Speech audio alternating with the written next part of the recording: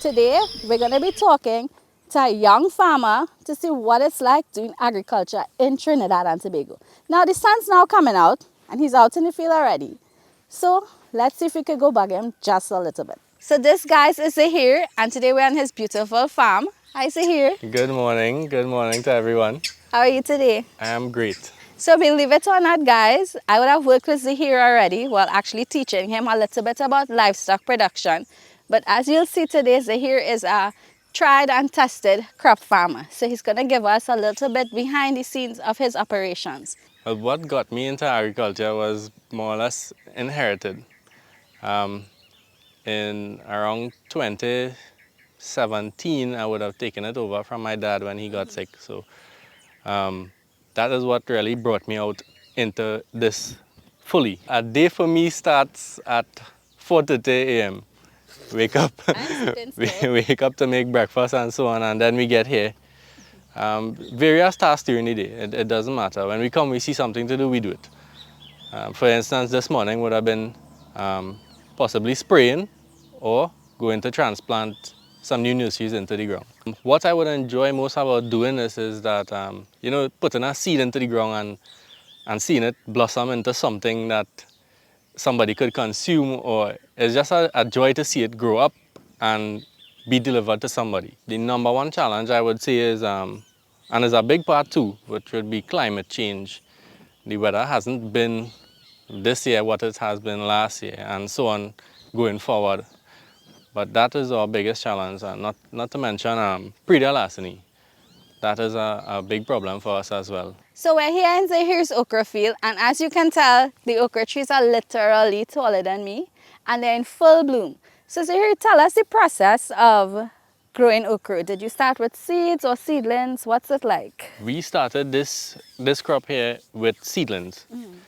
We would have gotten them when they were about 2 weeks old and brought them into this stage here. It would have taken about 6 weeks into full growth, maturity, and then from there on, it would have taken about, in total, 2.5 months to become into full bloom to harvest. Okay, so I noticed when I look around at your field, your weed control is really, really good.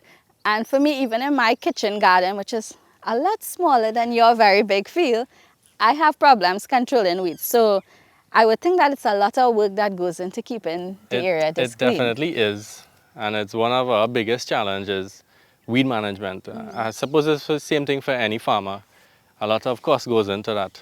Right. And I also noticed that you have irrigation in your fields, so that helps with, as you were saying earlier, climate change is really a big problem. So. It is, and you only see irrigation here because of that, because we're not getting the amount of rain that we are accustomed to. Right. Okra is a beautiful crop to grow. We consider it a less high maintenance crop. Yes. So when you compare it to other crops, it's a bit hardier. But Zahir was telling me earlier that he never comes into the field with his short sleeves. Zahir, why do you never come into the field with your short sleeves? Well, for one, these leaves have a type of, I want to say, hair on it. When it comes into contact with your skin, it itches really badly. So we would never come into here. We always have gloves on, t-shirts over your head, hats, the full works. If you all notice and look at the flower here, it looks similar to hibiscus, right? That's because okra is actually related or part of the hibiscus family. So you see the flower looks really similar. Yeah. So one of my big problems is that because of the varieties of okra that we have now, it's sometimes difficult for me to tell what is a good okra when I go to the market. And when I say good, I mean in terms of it's not too hard. I know some people will use the hard okra to make soups, but for me, I like to make fried okra or okra chips.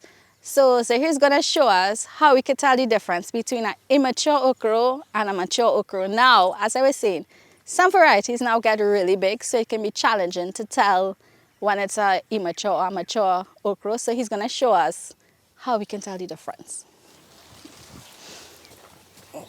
Well, here we have 4 stages. It all depends on consumer preference. These large ones, people would normally take them for more like frying, because from one you get more. For the younger ones, they would use in callaloo packs and so on. The medium ones, you could really do anything with it, more for soups though, but this is what they look like at different stages. It all depends on consumer preference and what the consumer likes. Guys, Zahir just reminded me, I should say taught me something interesting that I never think about when I'm picking fruits. So he was telling me about bricks content in the fruit. So what exactly is the bricks content, and how can we tell if a fruit Well, is high in the bricks? bricks content is really about sugar content. The more sugar it usually has in it, the easier the fruit is to give you that Right. breaking sound. Young. Next time When I you're go to looking the for market. okra, a nice young one or even mature, this one is hard. Okay. So, see, we Right. could It bend can it bend it and it doesn't break and it off. doesn't break, right? Because this is very fibrous and it will break, but Eventually, so but it's give a little trouble. see, fibers are hard, right? Now nothing is wrong with it. You could give it to your parrots, but ideally, a nice young one would break Alright, off very easy is what you want. Oh, nice. Well, next time I go to the market, I'll know what to look for. It's sweet. You ever eat it? Raw? Mm-hmm. Not that one. I think I don't want.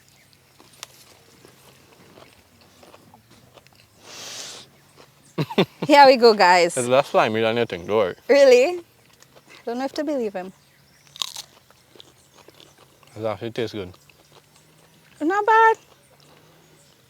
We could do okra chow. I think this would taste good with some salt and pepper. It might. Who knows, maybe even pickling. Pickle okra tastes real good. It tastes real good. Really? Yeah. Is that a thing? Yeah, Yeah, it's a thing. It with tastes pickle okra. real good. Hmm. Yeah. It tastes real good. Actually, I got some doing that.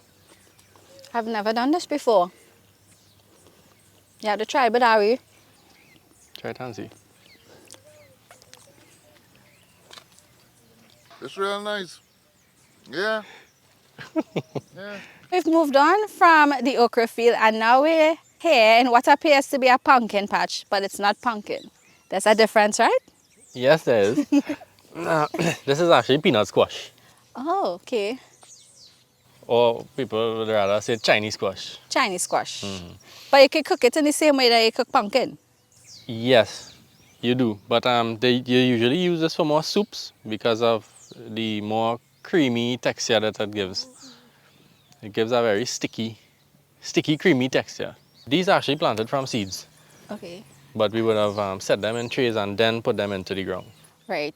That tends to be easier, right? It's not easier. When you put the seed into the ground, it usually brings a stronger plant. Right. But we set them into trays because sometimes when you put them into the ground, pests might eat it or they mightn't germinate. So when we put them into trays and then put them in the ground, we have a sure plant that is in Right. that spot. Okay, good. And how long does it take before it starts to like flower to harvest? How long before you think you'll be harvesting? This should be harvested by Christmas. This usually takes about 60 to 70 days to become mature enough to pick. Right, so like in other crops, we would find male and female flowers. Here we have an example of a male flower. This one has no fruit at the back of it. It's just a flower for pollinating purposes. This here is our female flower, which starts with the fruit and then the flower. Both of these are mature flowers that they would have opened. And we have some young males here as well. These fruits here are pollinated and well, these would whole.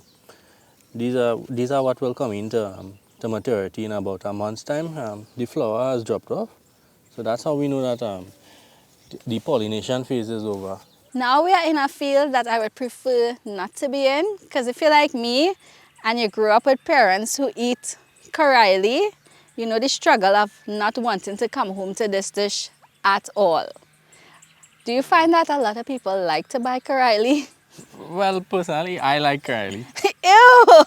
I love Caraille. Fry, sometimes even raw in salads. Okay, raw. It's really an acquired taste, but for the It's raw an in acquired salads. taste. But it's something good for you. It's something healthy. Now the one way I would tell you all that I would actually eat the Caraille is when they make it into a dish called kalonji.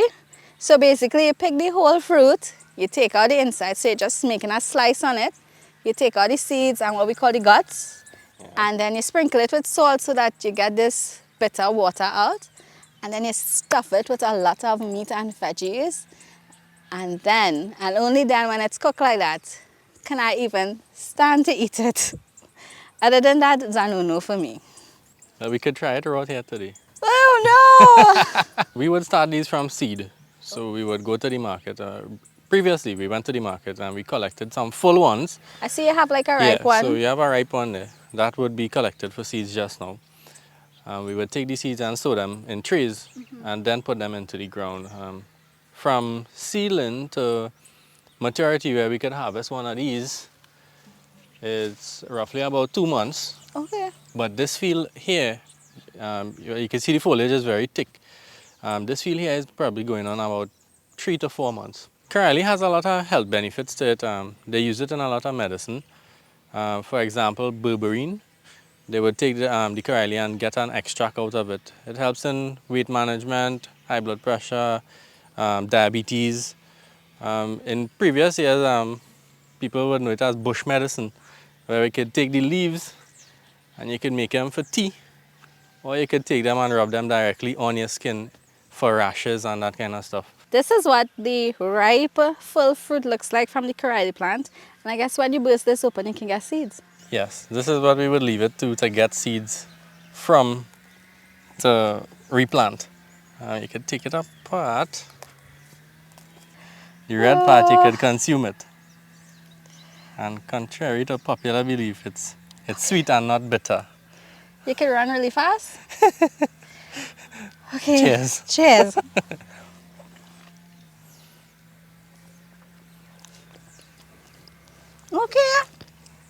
Okay. Okay.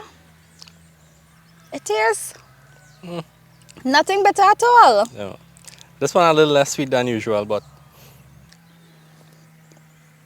It's actually almost like a young coconut jelly. The crunchy whole thing? no. Crunchy. Kind of nutty. Yeah. Okay, and then I get bitter. Yeah. Bitter? Kind of, This will be bitter. like pumpkin seed. Yeah. Yeah. The I like they the call it pulp. the cotyledon. The cotyledon here. Yeah. That would be bitter. First time.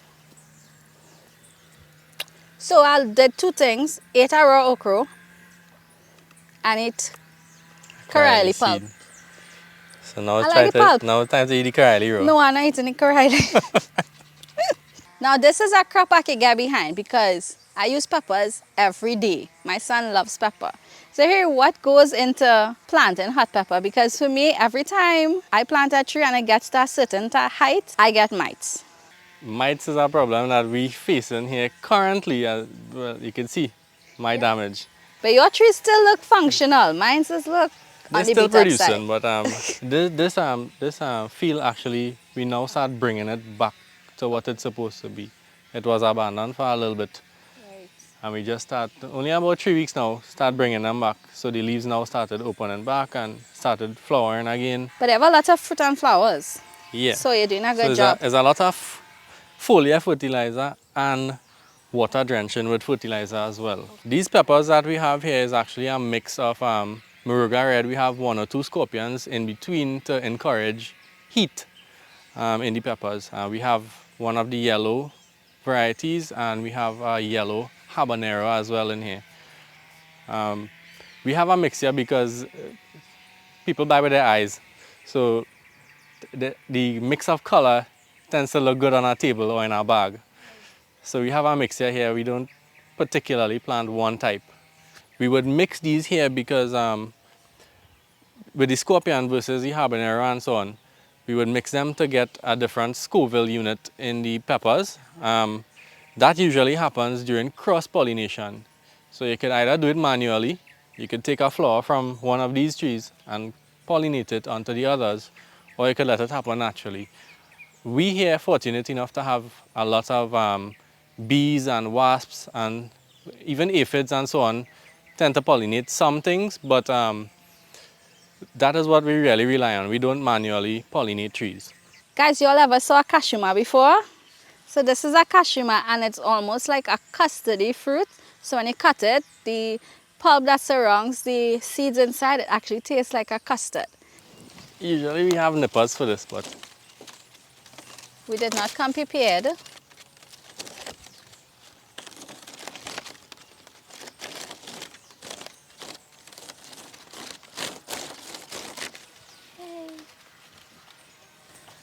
Look at this. And this is one of my favorite fruits. here is mommy. Mammalians here. Yeah, when you cut it like this distance, right? But all the eyes, when you put it down on the ground, you don't cover it. You don't cover the cane completely. You rest it in the ground. Cut from here. You rest it in the ground, and the eyes will send plants, Right. right? The cane, the actual cane.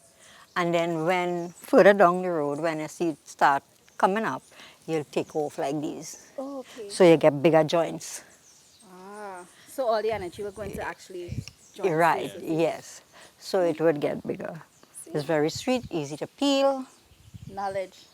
Or it was like grass knife. Hoe, well, we still have the hoe, but everything was like to weed grass because we Everything didn't was have manual the, labor, yeah. yes, manual labor. You use the forks, you dig the drain, you know, if that's what you, they teach you in the yes, instead of the tractor, you lose the soil and make a bank to plant whatever you want to plant, pak choy, lettuce, you know. What's your favorite crop to grow? Everything. Ah, good. I guess everything. Anything that come to hand, that because it's such a joy to do it. You know, it's a passion. You Yeah. were telling me this morning that to do agriculture, you can't just like it, huh? No, not like. Like. Like is not, you have to love it. And if you don't love it, forget it. Because it's very hard work. And where we start, really hard. So I get ask him, is I make all the banks on him there, you know, to plant pak choy. And then he come after with the tractor and rotivate it to make the soil loose, more loose and all of that. But ask him, I will leave them and just go and find something to do. Because there is always something to do in agriculture.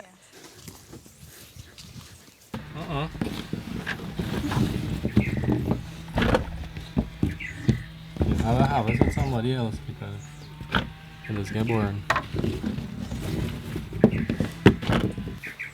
300.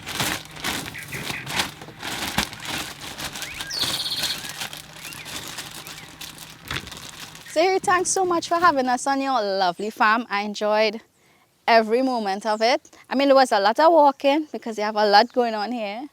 But thanks so much for having us. No problem. You're welcome anytime. As soon as everything starts bearing, I'll be here, coming with my basket to harvest. Coming to make market. Yeah, but it's really a well laid out farm, and I could tell that you put so much work into it and that you really enjoy doing agriculture. So I hope that any endeavors that you go on into doing, any crop, you're successful in it. Thank you so much.